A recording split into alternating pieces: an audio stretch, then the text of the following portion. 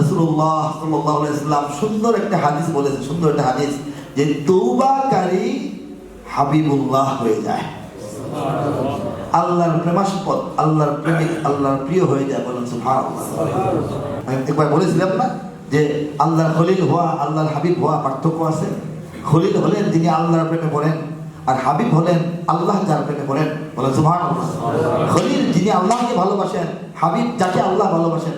যে ব্যক্তি গুনাহের পর একদম এই অবস্থা তার মধ্যে হয়ে যায়, গুনাহের জন্য কম্পমান, আল্লাহর কাছে সে থরথরে কাঁপা, আল্লাহর কাছে মাফ চায় না, তাকে আল্লাহ ভালোবেসে ফেলেন, সে আল্লাহর প্রেমিক হয়ে যায়, সে আল্লাহর প্রেমাস্পদ হয়ে যায়, সে আল্লাহর হাবিব হয়ে যায়। এটা কে বলছেন? আল্লাহর আসল হাবিব বলেছেন। বলেন সুবহানাল্লাহ। নবীজি বলছেন যে আমি হইলাম আল্লাহর হাবিব। আর গুনাহের সঙ্গে সঙ্গে যারা নাকি লুটিয়ে পড়ে আল্লাহর কাছে মাফ চায়, তওবা করে বলায়, সেও হয়ে যায় আল্লাহর হাবিব। তাহলে এইটা বুঝতে হবে, গুনাহের কারণে খালি হতাশ পেলে হবে না, গুনাহ থেকে বাঁচার যে প্রেরণা, এটা জানতে হবে। হ্যাঁ, কারণ আল্লাহ পাক গুনাহগার যে গুনাহ করেছে তার চেয়ে বেশি আল্লাহ পাক ঘৃণা করেন যে গুনাহ করে গুনার উপর অটল থাকে, গুনাহ থেকে মাপ চায় না। স্বাভাবিক, আমাদের কোনো সন্তান, কোনো ভাই একটা অপরাধ করলে এটা যে পরিমাণ কষ্ট আমরা পাই, অপরাধটাকে যদি সে সঠিক সাব্যস্ত করে, সে যদি ফিরে না আসে, এটার জন্য লজ্জিতও না হয়, এটার জন্য দুঃখ প্রকাশ না করে, তখন রাগটা বেশি বেড়ে যায় কিনা।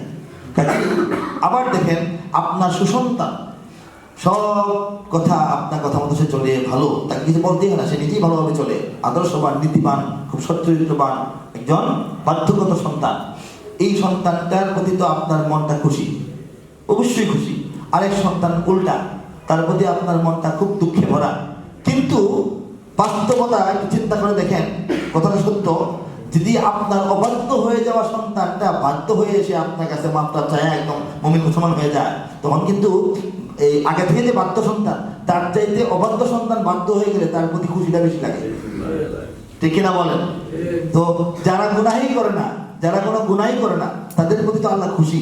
যাদের গুনাহ হয়ে যায় পরে সঙ্গে সঙ্গে নিয়ম মতো মাফ চায় আল্লাহর কাছে, আল্লাহ তাদের উপর বেশি খুশি। বলেন সুবহানাল্লাহ।